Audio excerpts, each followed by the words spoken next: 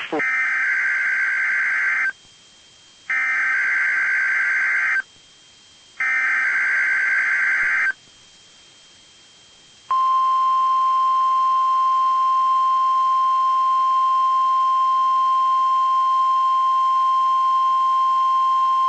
This is the routine Wednesday morning test of the National Weather Service's NOAA Weather Radio Warning Alarm System.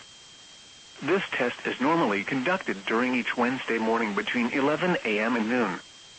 If there is severe weather in the area or threatening the area, the test is then postponed until Thursday morning or until the next good weather day. There is no severe weather in the area at this time. Repeating once again, this is the routine Wednesday morning test of the NOAA Weather Radio Warning Alarm System. This concludes the test.